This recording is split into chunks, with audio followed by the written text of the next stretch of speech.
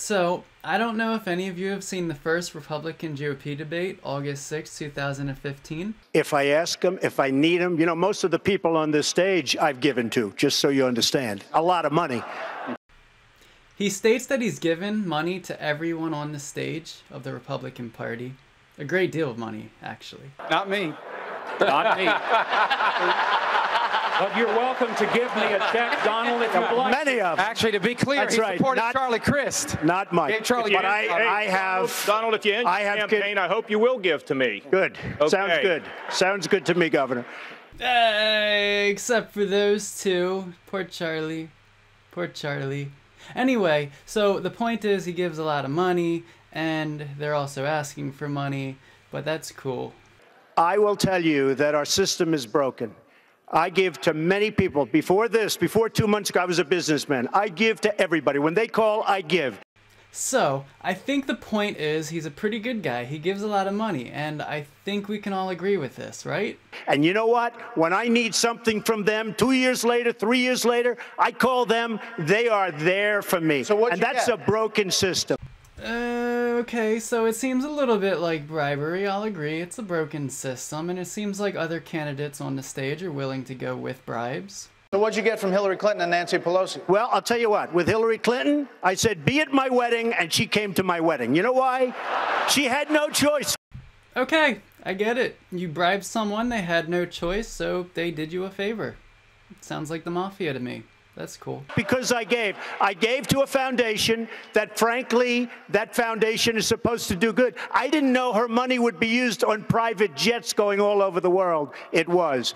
Okay, I'm wondering if you did any research, but I think the point is you did it expecting a favor. I've watched every other debate, but I might skip this one because somebody else already did. Did anybody watch the Colbert Report where it was Trump versus Trump, and basically it showed that Donald Trump pretty much went against anyone, even the people he once considered his allies, if their views changed or opposed him? Just when you thought he could not shock you anymore, he does. Donald Trump, locked in an explosive feud with Fox News, still says he's boycotting the debate. Trump digging in his heels, boycotting tonight's Fox News debate. He claims debate moderator Megyn Kelly is biased against him. I forgot to mention that the show was pretty much created because Donald Trump boycotted a debate, and that was simply because another moderator might have been biased against him. I don't know if another candidate would do that, but Donald Trump did.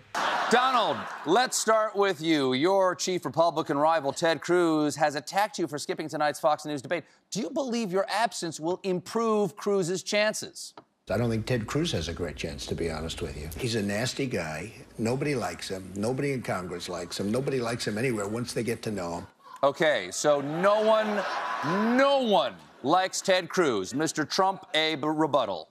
I really do. I like Ted Cruz a lot. Okay. All right. Right out of the gate, there's a strong difference of opinion between our one candidate.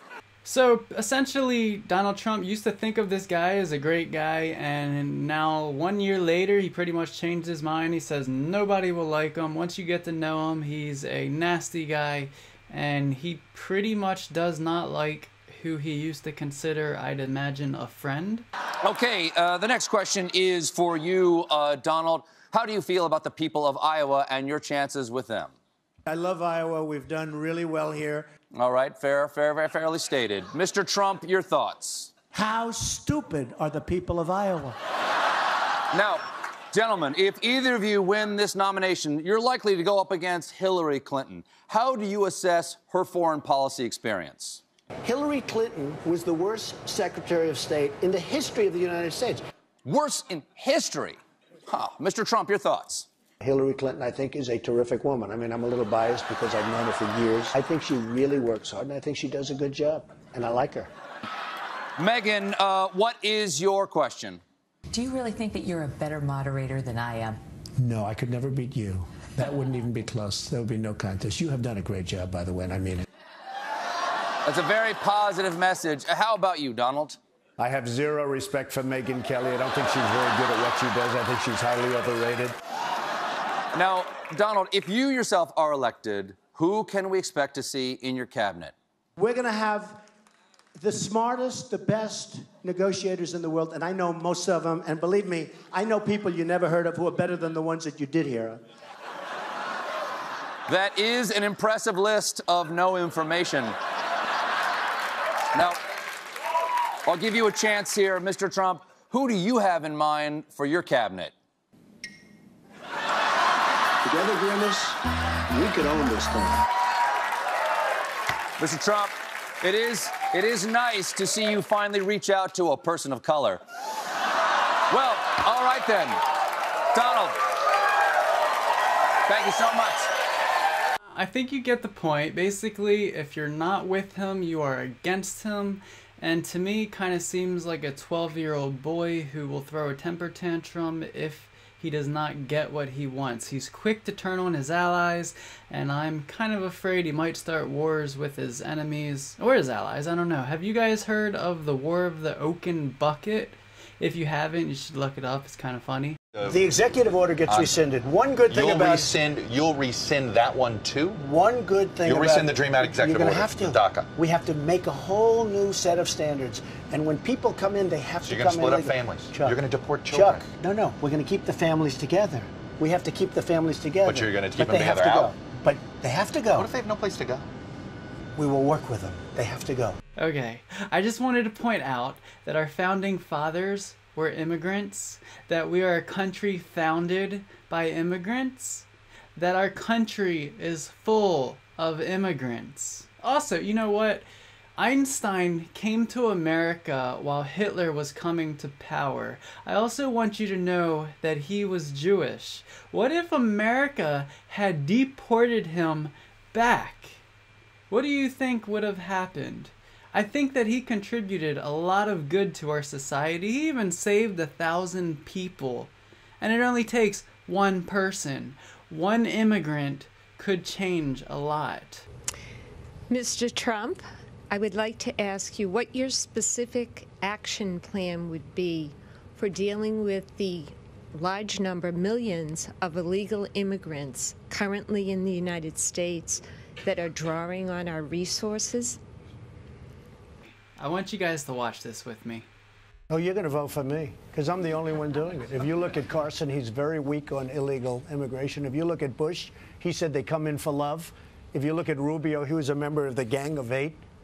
I mean, he's way down anyway, but this guy was so weak, and then all of a sudden he said, well, maybe I can't do that because he went down. They're all weak on immigration. I'm the only one that's really, really strong. Number one, I'm building a wall. They're not coming in anymore. Number two, immediately we're building a wall.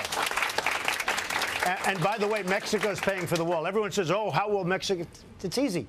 We're losing $45 billion a year in terms of our imbalance with Mexico.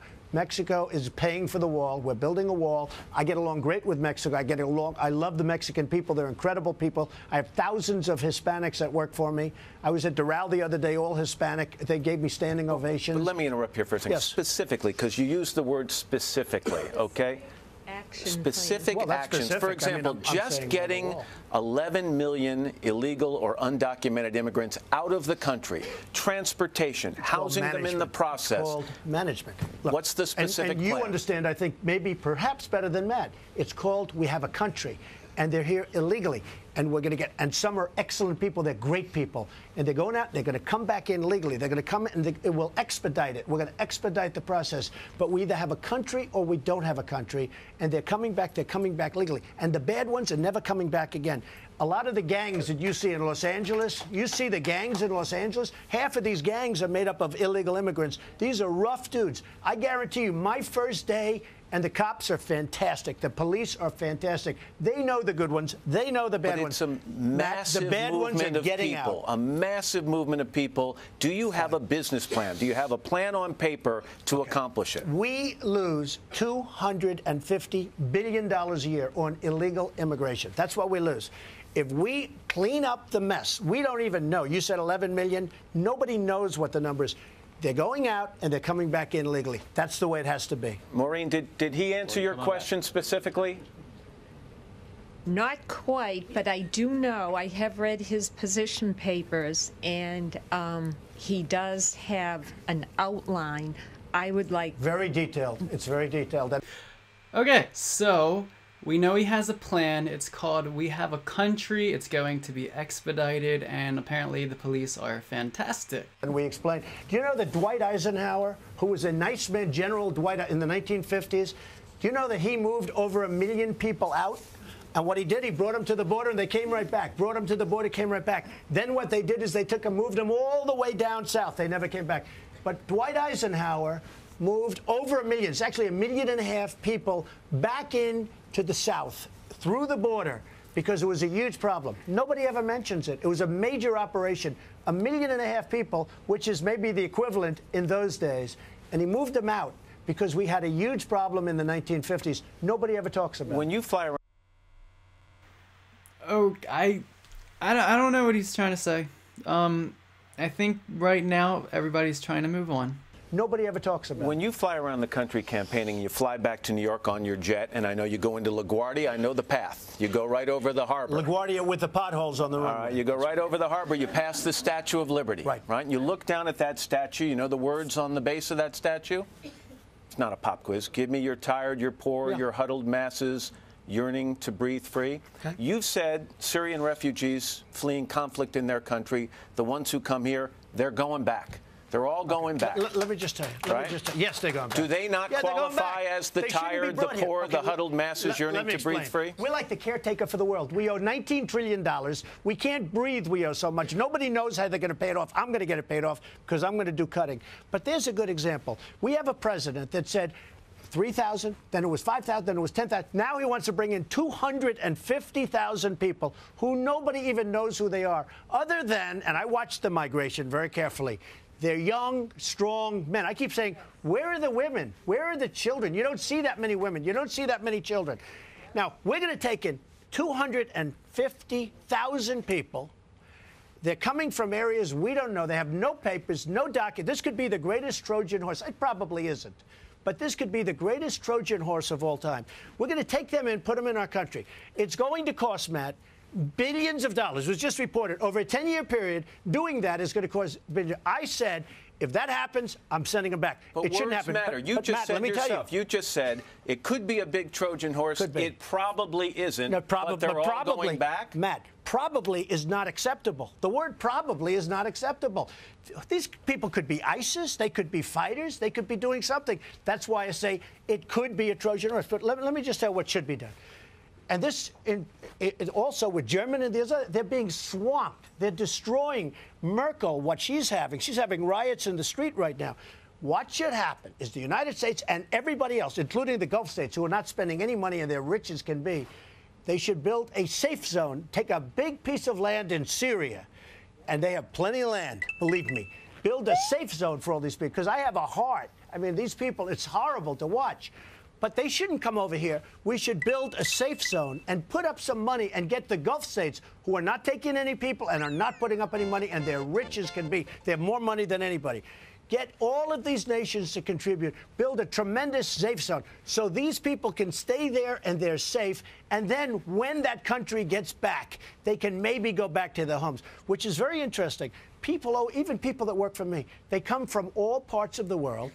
Their big ambition, no matter what it is, even if it's a country that you don't think much of, they all want to go back home. It's an amazing thing. They'll come here, they'll work, they'll be here legally in my case, but they'll work. But they all want to go back to their country. It's an amazing thing to see. These people want to go back to Syria. You build a safe zone in Syria. You have people contribute. You do things where you take care of the people, because we have to do that from a humanity. But I don't want 250,000 people coming into the United States. We can't handle it. How many would you take? I would take none. No, I would take none. I would take none. Right now, I would take... But I'll take better care of them, Matt, because what I would take a big swatch of land, and I'd have lots of other people, including Germany. Germany's crazy what they're doing. They are having riots in their streets right now. These people are coming in, and they're having a lot of problems with crime and other things. We have to help these people. I'm okay with it, but they're not coming to the United States, man. More with Donald Trump from New Hampshire. But first, this is Today on NBC. Woo! That was a pretty informative rant. that didn't really inform us much of anything. But we do know that he wants to gather up a bunch of undocumented immigrants and deport them. But, wait a minute. Introduction to the Holocaust.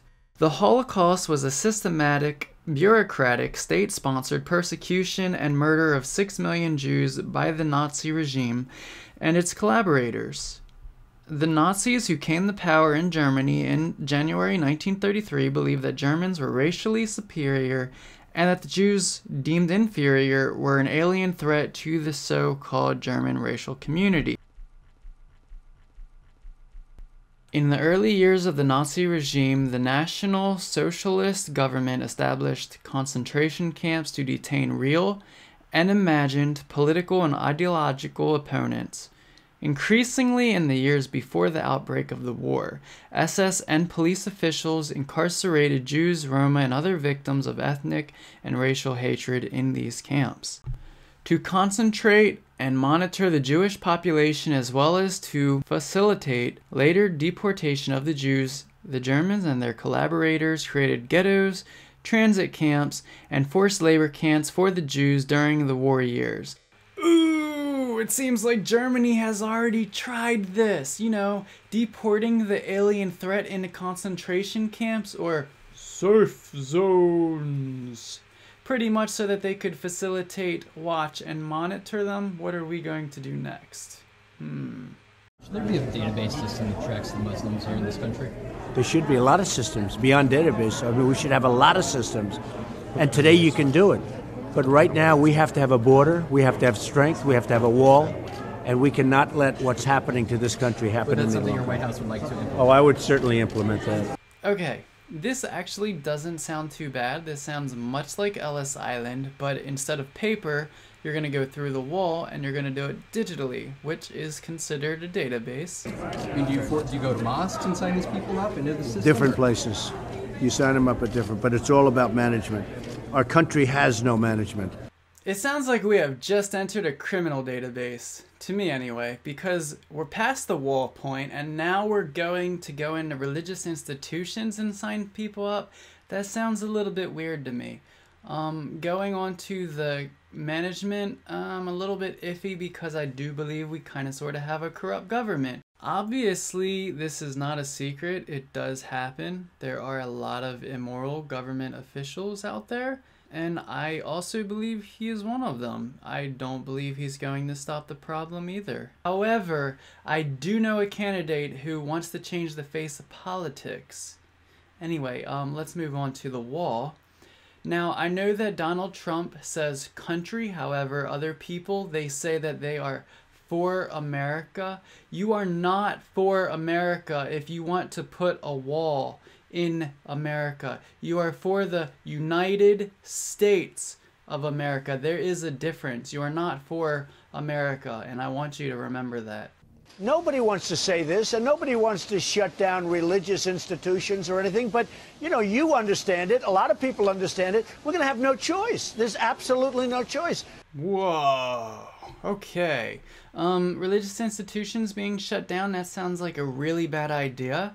I know that most of Europe was conquered by a religious institution in the past. I also know that some religious institutions were created for money, and there have been some really stupid decisions made by some really stupid religious institution leaders.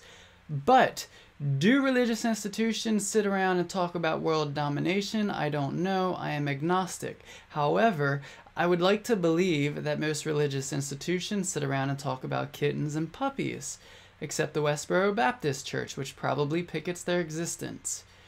But I would like to believe that Pope Francis is a good man, and I quote him saying, "A person who thinks only about building walls, wherever they may be, and not building bridges is not Christian." So I believe it was a little bit poorly worded. I think it should have said is not the Christian thing to do, but I do think he has a valid point. And again, I'm agnostic, maybe I'm wrong, but I believe what he's trying to say is if you are more focused on building walls and blocking people out rather than actually letting people in, building relationships or loving thy neighbor, it is not the Christian thing to do. And you know what? When I need something from them 2 years later, 3 years later, I call them. They are there for me. So and that's a broken system. I don't know if this is a thing or not, but this is what I would consider mafia mentality, when you are willing to bribe people or give them gifts and expect favors. I believe this is an immoral thing to do, and I think he's the reason why the system is broken to begin with. Actually, I don't believe him to be a fair person. I don't even think he believes in equality. He is not the type of person that I would want specifically for my president, and I kind of hope that you guys won't either. With Hillary Clinton, I said, be at my wedding, and she came to my wedding. You know why? She had no choice, because I gave. I gave to a foundation that, frankly, that foundation is supposed to do good. I didn't know her money would be used on private jets going all over the world. It was. So what he's saying is that he gave her money, and she had no choice but to do him a favor. Also, speaking of management, I don't know if he actually did any research into what she was going to use the money for.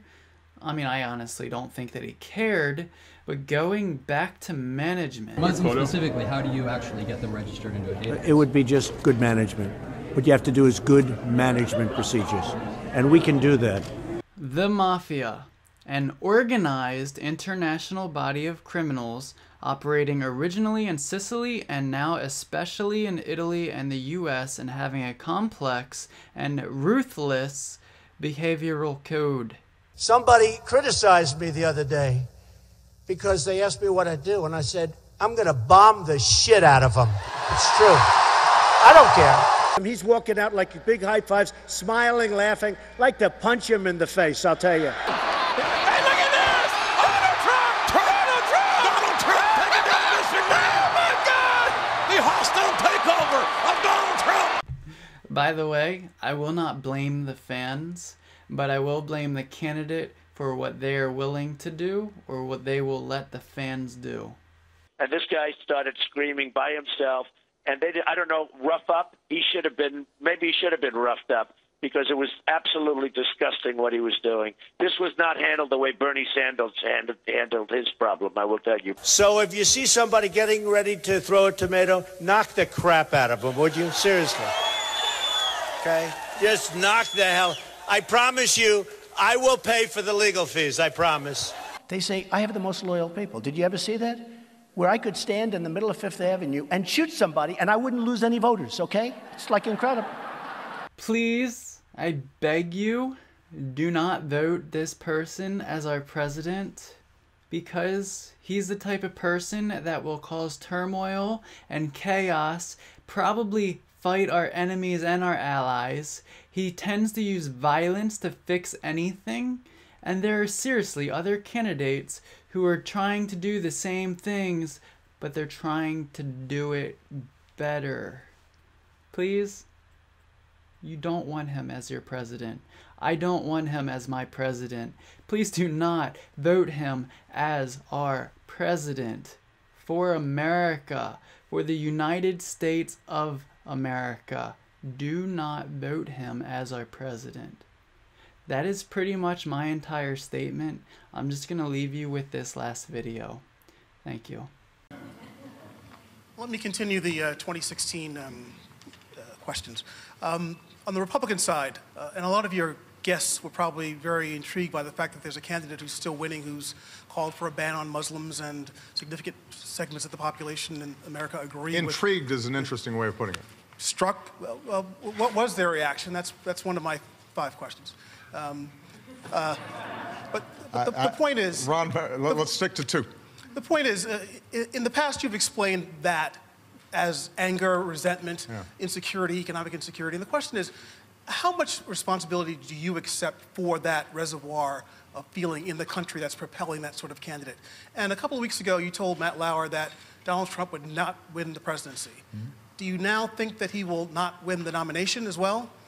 And what about Rubio and what about Cruz?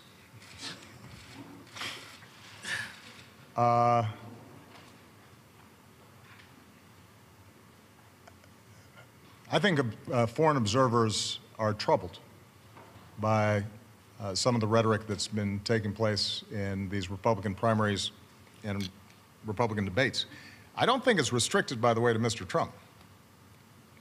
I mean, I find it interesting that everybody's focused on Trump primarily just because he says in more interesting ways what the other candidates are saying as well. So he may up the ante in anti-Muslim sentiment, but if you look at what the other Republican candidates have said, that's pretty troubling too.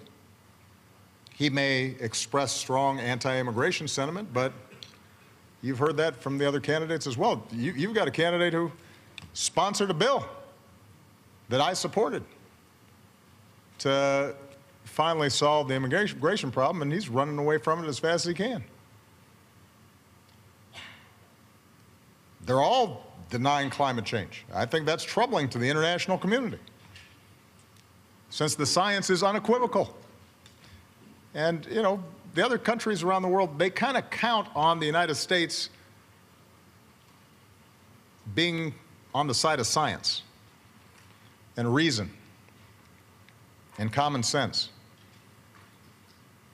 because they know that if the United States does not act on big problems in smart ways, nobody will. But this is not just Mr. Trump. Look at the statements that are being made by the other candidates. There's not a single candidate in the Republican primary that thinks we should do anything about climate change,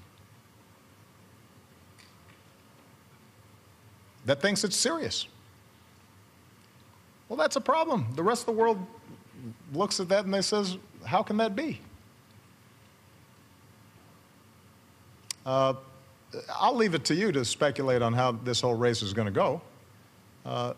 I continue to believe Mr. Trump will not be president. And the reason is because I have a lot of faith in the American people. And I think they recognize that being president is a serious job.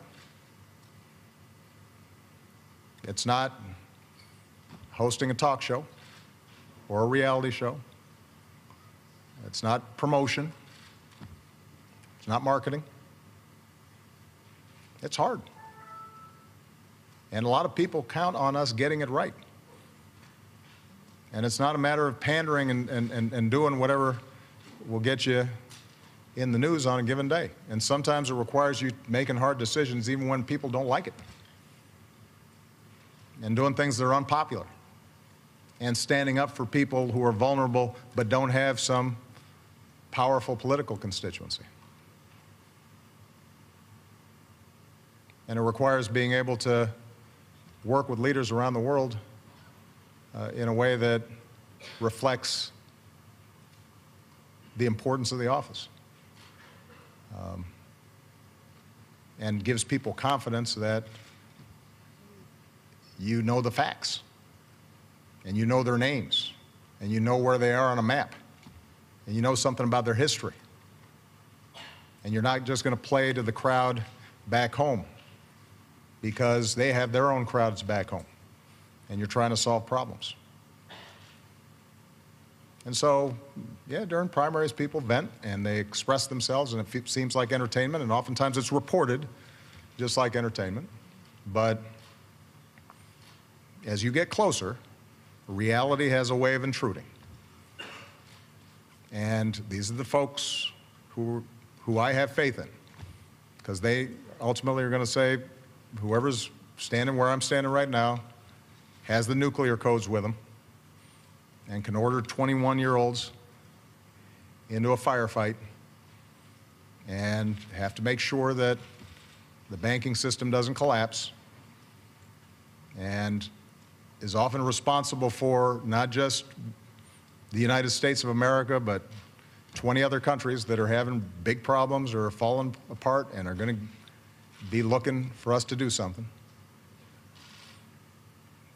And the American people are pretty sensible. And I think they'll make a sensible choice in the end.